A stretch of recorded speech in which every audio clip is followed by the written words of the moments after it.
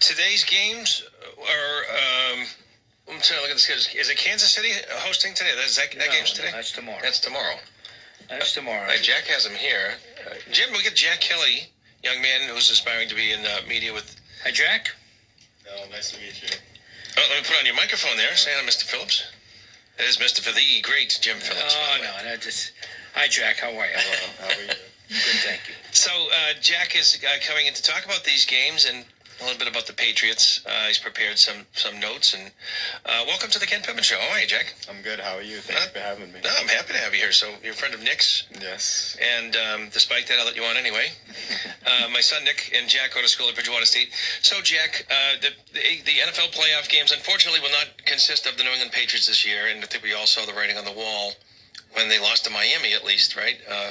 I mean, all three losses before that were somewhat respectable losses. I mean, going to Texas, the division winner, you could lose that game. Going to Baltimore, certainly understandable.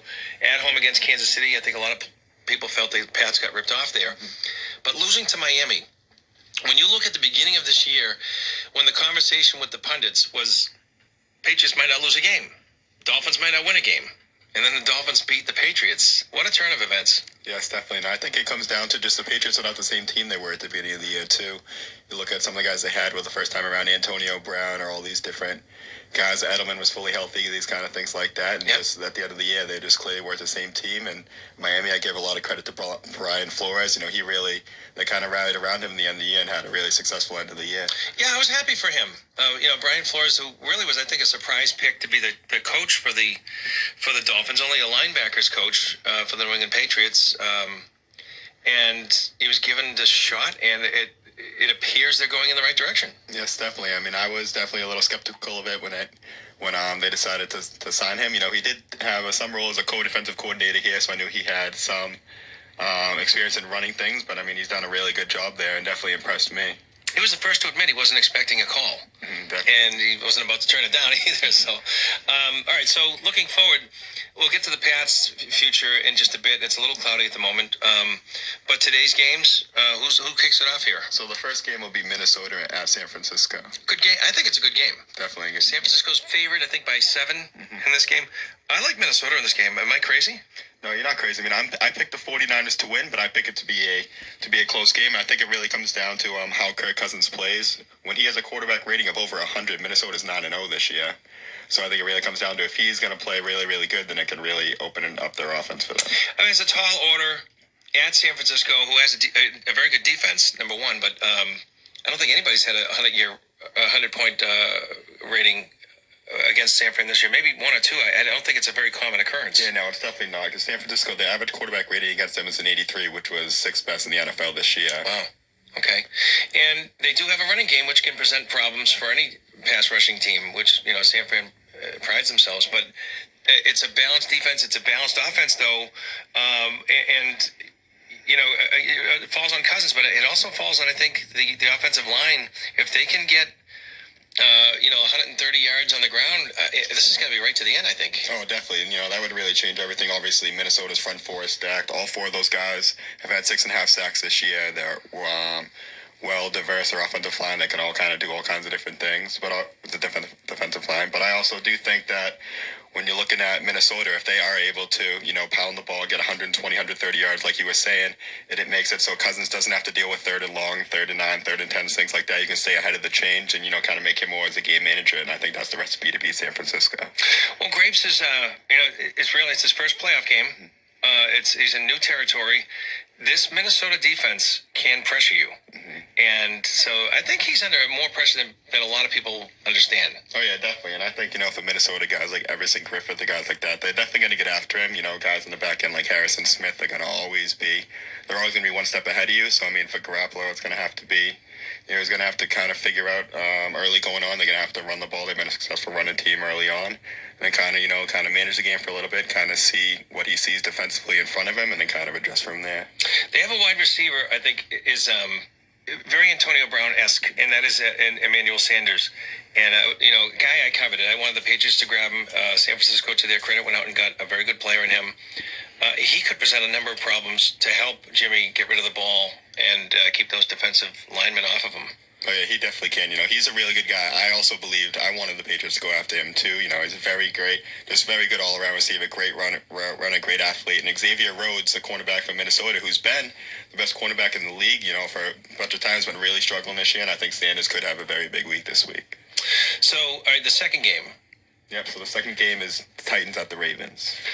Ravens have, it looks like aside from that early season loss in Cleveland, they had an almost perfect season. Yes. And they keep. It looks like they keep getting better. And this young quarterback, who he made me eat my words. I really didn't believe in Lamar Jackson. I still don't think he's a great passer, but he creates incredibly open people with his run threat. And so he presents a number of problems. He could be a better runner. I think he is a better runner than Michael Vick. I don't think he's the passer Michael Vick was, but he presents a number of problems for Tennessee. But I expect Tennessee to make it a decent game. And that's what I see. I can see Tennessee definitely keeping it close early on. One thing with Tennessee is they're going to have to sustain the long drives and control the clock, keep the ball out of Lamar Jackson's hands as much as possible. The Titans were 30th best in time of possession in the regular season, something you wouldn't expect from a running team. Right, like you had the rushing champion. That's a bit of an oddity. How does that even happen? Definitely, and obviously, the Ravens were first this year. The Titans actually had a time of possession against New England. They held the ball longer than the Patriots, so clearly it was a recipe to beat New England. I think the longer you hold the ball and keep it away from Lamar Jackson, the more successful you'll be. Yeah, of course. Henry had a number of 20-yard plus runs this year. A lot of long runs. That's probably part of the reason. But Tannehill, boy, he looked like a bum getting run out of Miami, and here he is. I think he's in the last 11 NFL games, he's averaged over two touchdown passes per game, and has made relatively few mistakes. This guy's playing pretty good ball. Yes, he definitely is, and they are 8-3 with him this year. So obviously, people see the record 9-7 wildcard team, but obviously it was with Mariota early on. But Tannehill's someone who I always thought, he's never going to be a superstar quarterback, but he can be a game manager. Like you said, he doesn't turn the ball over much. So in an offense with like Derrick Henry there, so it's either handoff, more play action, stuff like that. When you're not expecting him to beat you, can you make a few plays to beat you? And he's done that throughout this year without turning the ball over. You look at some of the experts and their picks. Pete Prisco had Jacksonville going to the Super Bowl this year, right?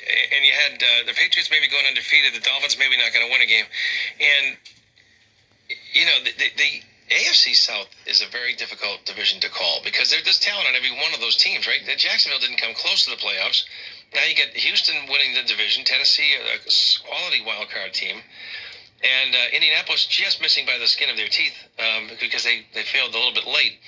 But it's a very good division, and so that the fact that they don't have these gaudy records like the Patriots are accustomed to having, they knock each other off in that division. So this Tennessee team, I think, it may be a little underrated going into this game. Definitely, I agree, and I think that some people saw that last week. Some people thought the Patriots would kind of roll over them, even though it wasn't the same Patriots team that we had seen in recent years with the same kind of dominance late in the season. But I think that Tennessee's just really been a team that did kind of fly under the radar for a little bit. But I think that, as you can see, that they are really good.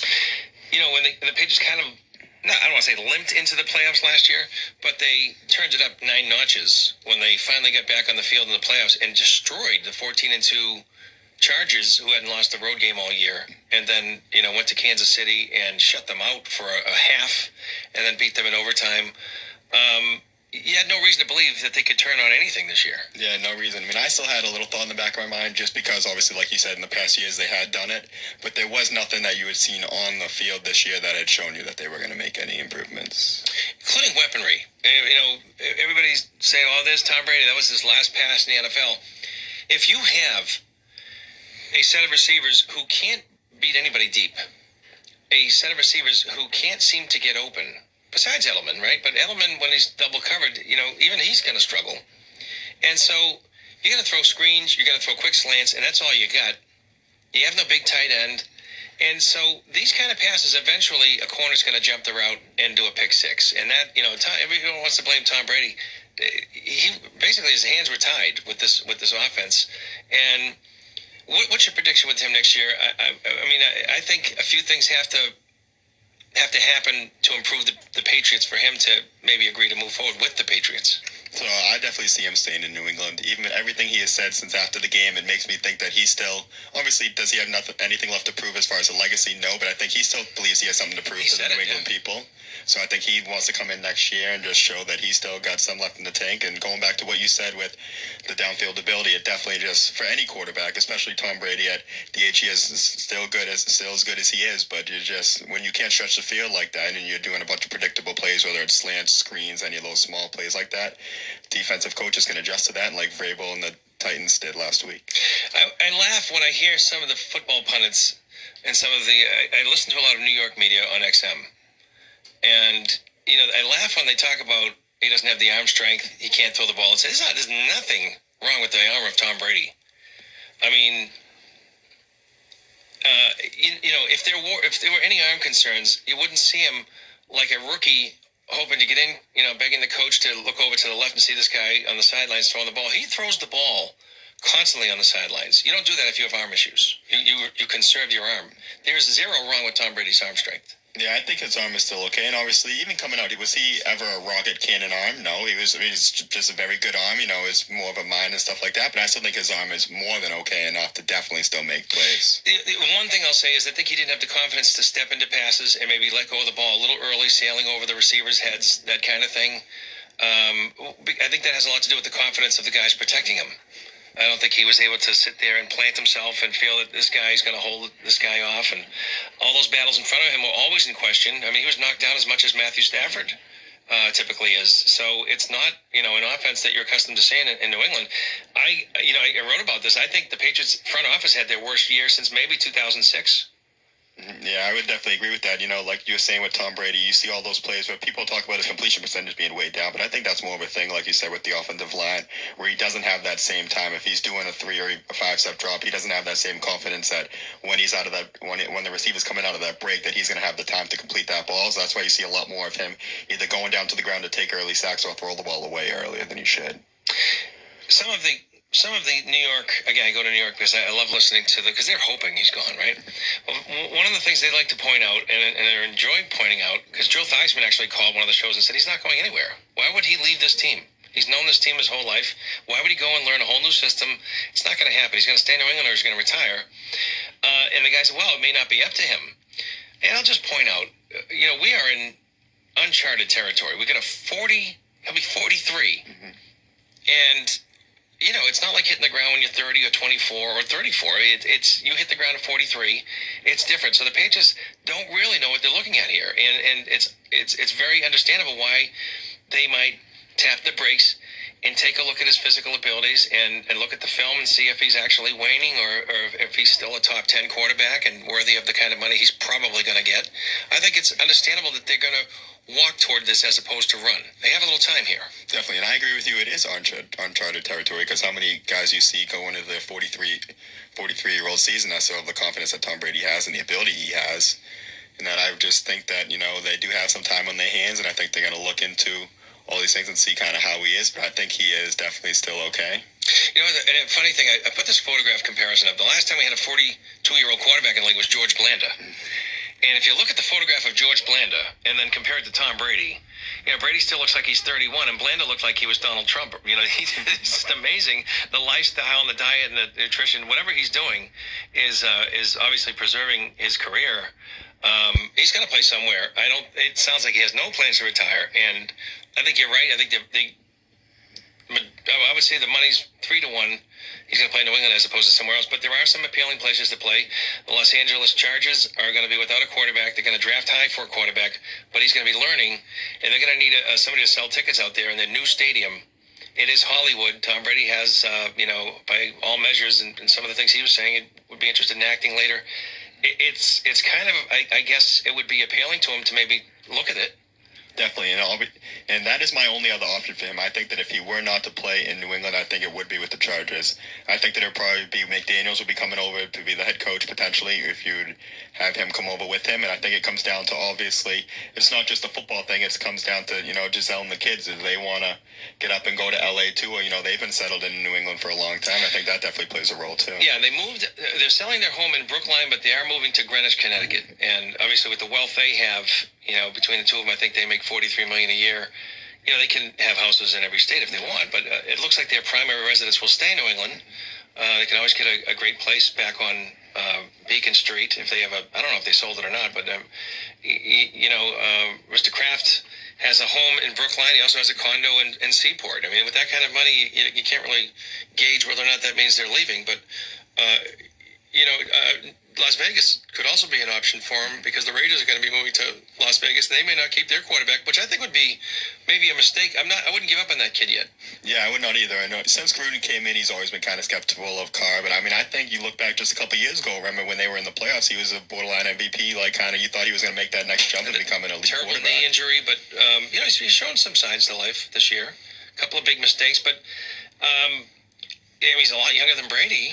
I just think that Gruden is very unpredictable, so I don't know what to think of that. In order to pull Brady out of New England, I think you're going to have to offer in the area of $80 million for 2 years. I think it would have to be some kind of crazy money and then some guarantee. Whether it's you're going to have to clearly match your system around him, and then clearly just whether it's bringing other guys and support around him, it's definitely going to have to be a lucrative offer. If Breeze retires, New Orleans might suddenly be interested in Brady for you. But then again, Teddy Bridgewater did a very good job for them, and he's a free agent. It's pretty confusing. Definitely, and he's going to be set to make a lot of money this offseason too, whether it's if Breeze does move on, whether it's in New Orleans, or I think Chicago is also a destination for him. The Chargers, if they don't get Brady, I think there's going to be a lot of suitors for Teddy Bridgewater this offseason, definitely. You're listening to Jack Kelly, a student at Bridgewater State University and a guy who's trying to get into sports media. So we were happy to bring on Jack. He's doing a great job. Jack, let's talk about the unthinkable. And that would be Brady is either retired or has signed with, for example, the Chargers. What do you think is, somebody, who is some suspects you think they might be interested in signing? One name that I saw that I don't necessarily agree with, but I've been reading a lot. I've been seeing that Andy Dalton's a name that has been getting brought up. Ooh. I'm not a fan of that either, but that's a name that I've seen. I definitely don't think that that's a guy that I want to bring in here.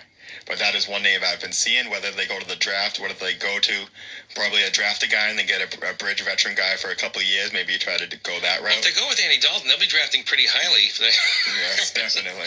I hope not. I mean, now I've heard it mentioned that the Patriots may be interested in going after Tua, the Alabama quarterback, who they'd have to give up quite a bit for him, but they may be interested in doing that.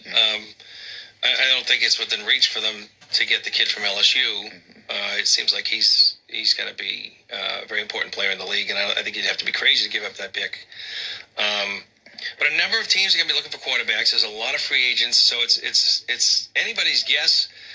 I mean, I personally would be shocked, knowing what I know about Brady, if he left New England, especially if McDaniels finds himself out of a job, because there's only one position left, and it looks like defensive coordinator for the 49ers may get that job in Cleveland. McDaniels may still be here in New England. That's going to be very appealing, I think, to Brady. Definitely. I think if McDaniels stays, I think the only way that Brady were to leave somewhere is if he went with McDaniels. So I think if McDaniels stays, then Brady will stay. Let's hope. What's your understanding of the relationship between Belichick and Brady? Is it good? I mean, obviously, Belichick's relationship with players has always been more of like a business kind of relationship. Definitely, but I mean, I think that it's good. I think it's definitely better than some people make it out to be at times, and they don't have to be best buddies to always get along. So, well, nothing cures a bad relationship on a sports team better than winning. And we saw how warm they were to each other after the Kansas City win. They went right up to each other, and you could hear the chatter, and certainly you didn't see any signs of problems there. Of course, they said there was a great rift because Belichick wanted to keep Garoppolo, and Brady and Kraft worked to get him out of town. I don't know, the truth to that, but it is what it is. It's water under the bridge. I'm sure they're both capable of moving on. You're not getting Jimmy Garoppolo back anytime soon. He's locked up. So, Jack, I want to thank you for coming in to the studio today. Let's go over tomorrow's games real quickly. Okay. So tomorrow's games, we have Green Bay hosting Seattle and Kansas City hosting Texans, Tennessee. Yeah, so Texans. So what do you think of that Green Bay game? That's an interesting one. Yeah, so that's going to, I think, be a really good game. That's going to get the potential to be the best game of the weekend. That's actually the only game where I'm going to pick the road team to win, as I do like Seattle to beat Green Bay. I just think that really quickly, I think it's going to come down to just obviously Russell Wilson and Aaron Rodgers are both great guys in the clutch. But Seattle is actually, they were the 8th best team in the regular season in fourth quarter points per game, and Green Bay was actually 27th best. So that comes down to, is that all on Aaron Rodgers? No, it comes down to a defense that can get one down late in games. It comes down to Matt LaFleur, not being really in this situation much, being a new head coach. And I just think that I trust Pete Carroll later in games to make more correct calls than Matt LaFleur, as long as he doesn't run the ball. Throw the ball in the 1 yard. The older I get, the more I realize that everybody has their own individual clock, and people of the same age have much different physical capabilities, and some people age quicker and some people age slower. Aaron Rodgers is going to be 38, and he's past his prime. He's looked sub-superhuman many times this year. I think the best days of Aaron Rodgers may be behind him. Everybody's looking at Tom Brady being 42. That doesn't mean that Aaron Rodgers isn't leaving his prime because he's 5 years younger or whatever. Definitely, and people forget that. Like, let's say if Brady wasn't at the point he would be at 42, 43, then people would really be looking at Aaron Rodgers a lot more, because now that age 38, because Brady had so much success at the age 38, 39, and 40 seasons, that people are now going to hold the other guys to those higher standards and tend to not really worry about them. But it should be a real concern, because once you get up to 38, approaching 40 years old as a quarterback in the NFL, obviously with Rodgers, how he's more of an athlete and uses his legs more, it's obviously going to be a lot tougher. And he's slowing. Cam Newton is maybe at the end of his career. Certainly Philip Rivers, guys who come in later are already on the way out. Eli Manning. I mean, what people don't understand is what Brady's doing is really unprecedented, and to stay at that level of success. Drew Brees right behind him, but he's coming to the end of the rope here.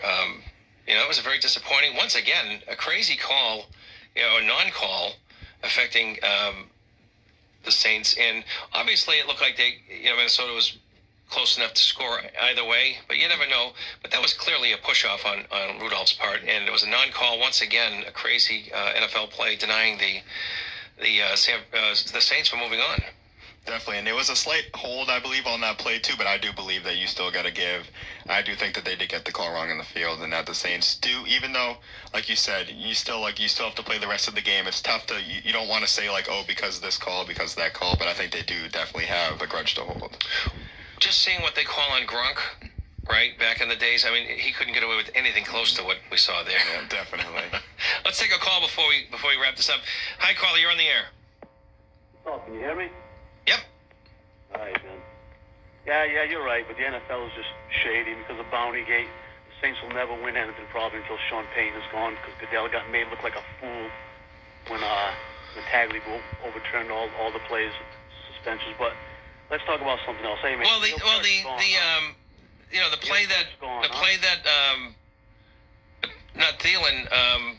Diggs, the play that Diggs made to get past the Saints defensive backs, that had nothing to do with the officiating. With that play in overtime, it ends the game right there. And it should have been pass interference. They kicked the field goal, but the NFL is corrupt. Their officials are so inconsistent. It's like watching the WWE sometimes. Hey, man, Neil Peart's gone, huh? Neil Peart, the greatest drummer, yeah. Greatest drummer? I wouldn't say that, Ken. You don't have to say it. I said it. A great dude. I'm a drummer. I can play drums. And if I put it this way, I'm not trying to brag, but I could fill in for Rush if they wanted to continue a tour. I'm sure. I do it. You want to put money on it? Yep. Give me a drum I do. set, and we'll put money on it. Yeah, absolutely. And I'll prove to you I can play drums. Okay. No, I'm not saying you can't play drums. I mean, there's millions of people can play drums. I mean, listen. Millions of drummers felt he was among the best. Dude, yes, I'll give you that. The guy was a great drummer. He influenced me growing up. But, dude, there was John Bonham before him, Ginger Baker, Ian Pace. They couldn't do what he could do. Tommy Aldridge, Bill Ward, Keith Moon. Dude, the guy was a great drummer. I am not insulting Neil Peart. The guy was a great drummer. Well, you just said you could fill in and do everything he could do. Maybe I'm a great drummer. Maybe you're not. Listen, dude, you don't even know. You haven't even heard me play drums. Okay? I was playing moving pictures in my early teens, dude, from beginning to end. So don't tell me this. Listen, I'm telling you, you're not Neil Peart. I'm telling you, you're not Neil Peart. Whatever, dude. Listen, in his time, there were many great drummers. In his time, dude, there were so many great drummers. I'm going to name you a few, dude. There was Clive Burr, Nico McBrain, Mickey D, Nigel Glockler, Vince Abbott, Gar Samuelson, Munetaka Higuchi, Carl Kennedy, Scott Rockenfield, Charlie Benanti, Igor Cavalera. Neil Peart is a great drummer. Yeah, Neil Peart was at the top of any of those lists. Drummers out there, dude. He was in a popular band, so people knew who he was. And I'm not insulting Neil Peart. The guy was a great drummer. Among the best, yes. Yep. This time he was, but there were a lot of drummers. You're not going to tell me that Nico McBrain of Iron Maiden is not as good as Neil Peart. No, I don't think he was as good. I think he was great. I think at the time Neil Peart changed the way drums were played and challenged others to come up with fills that were as good or better than his. I think he pushed the drums like Eddie Van Halen pushed the guitar or Jimi Hendrix pushed the guitar. Dude, he was a great drummer. Like I said, you're As not good as gonna you. Tell, dude, you're not going to tell me. I'm saying that I could, if Rush won, if they were in the middle of a tour and they called me up and said, hey man, we want to finish the tour, can you do it? I would confidently say yes. Have you ever toured with a band I might have heard of? Huh? Have you ever toured with a band I might have heard of? Dude, it doesn't matter whether I played in my house all my life because That's I hard, have no. stage fright or whatever. If you Yeah. can play, you can play. And I'm telling you right now, man, if you know drums, you're not gonna, you can't say that Nico McBrain is not right up there with Neil Peart, dude. Oh, well, I can. Two great drummers. You're entitled to your opinion. That's all music has is opinion. But we're gonna continue our conversation with our sports guest for the moment. Thanks for the call. 508-996-0500. The next Neil Peart apparently making his statement known. But Jack, I want to thank you for coming in. Let's do this again at some point. We'll do it. Bring you in Super Bowl weekend if you're available. Sounds good. Definitely. We'll have you come in and we'll go over your pick and why. And you did a great job, by the way. Thank you. I appreciate you coming in and making the trip down here to Fairhaven. All right, that was Jack Kelly. We'll be back in just a few moments. You're listening to The Ken Pittman Show.